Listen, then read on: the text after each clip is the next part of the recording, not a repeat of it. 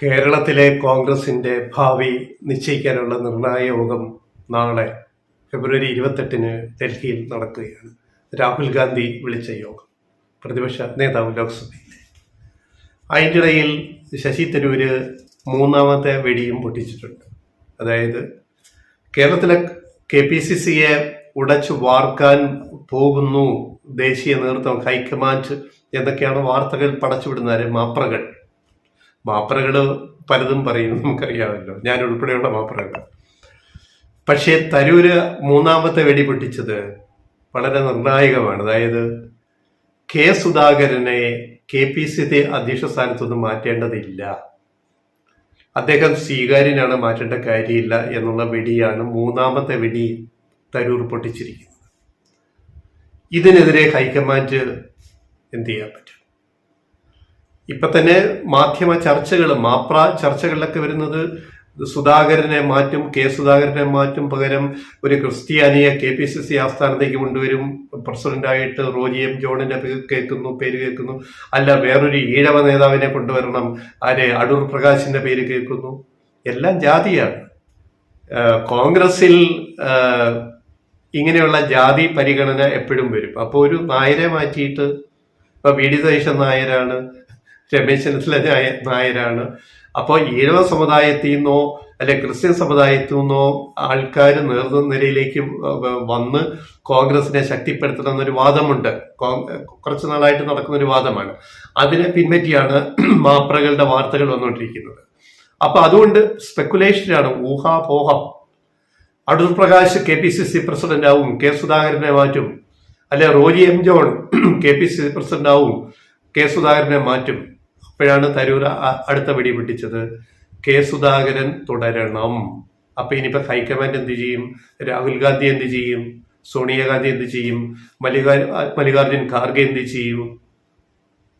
അവസാനം പ്രിയങ്ക വീണ്ടും ഇടപെടേണ്ടി വരും. ഒരു കുന്തവും നടക്കാൻ പോണില്ല. ഇപ്പൊ നാളത്തെ 28 ചർച്ച കഴിയിട്ട്, അപ്പൊ ബാക്കി നമുക്ക് നാളെ എന്താ സംഭവിക്കുന്നത് കാണാം. സുധാകരനെ KPCC അധ്യക്ഷ സ്ഥാനത്തുനിന്ന് മാറ്റാൻ VD സതീശൻ പണി തുടങ്ങിയിട്ട് കാലം കുറേയായി. 3 വർഷവും 8 മാസവുമായിട്ട്, ഏകദേശം 3.5 വർഷം കുട്ടിക്കോ, 3.5 വർഷമായിട്ട് KPCCയുടെ പ്രസിഡന്റാണ് സുധാകരൻ. അദ്ദേഹത്തെ മാറ്റുന്നതിന് ഇത്തിരി പണിപ്പെടും. VD സതീശന് പഠിച്ച പണി 18 നോക്കുകയാണ് സുധാകരനെ മാറ്റാൻ. ബാക്കി എന്നിട്ട് ആരെ സ്ഥാപിക്കാനാണ്? അവിടെയാണ് തരൂര് അടുത്ത ഇളങ്കോലിട്ടത്. സുധാകരൻ മാറേണ്ടതില്ല. അപ്പൊ സുധാകരൻ മാറേണ്ടതില്ല എന്നുള്ള അഭിപ്രായത്തിന് മേൽക്കൈ വരാൻ പോവുകയാണ്.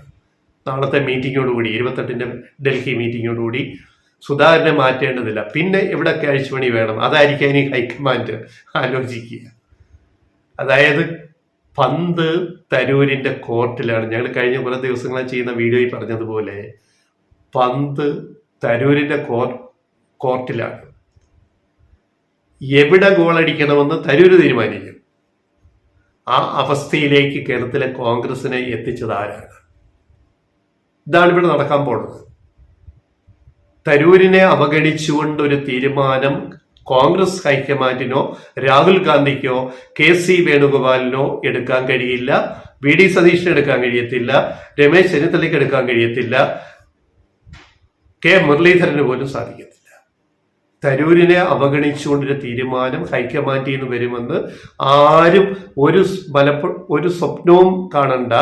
അത് വെറും രമേശ് ചെന്നിത്തല പണ്ട് പറഞ്ഞ പോലെ, കിഫ്ബി വരുമ്പം നിയമസഭയിൽ അന്നത്തെ പ്രതിപക്ഷ നേതാവ് രമേശ് ചെന്നിത്തല പറഞ്ഞതുപോലെ, തോമസ് ഐസക്കിനെ കൗണ്ടർ ചെയ്തിട്ട് മലർപ്പൊടിക്കാരന്റെ സ്വപ്നം എന്ന് പറഞ്ഞതുപോലെ, ഇതും വെറും സ്വപ്നമാണ്. യാഥാർത്ഥ്യമാക്കണമെങ്കിലേ അതിന് വേറെ കാര്യം വേണം.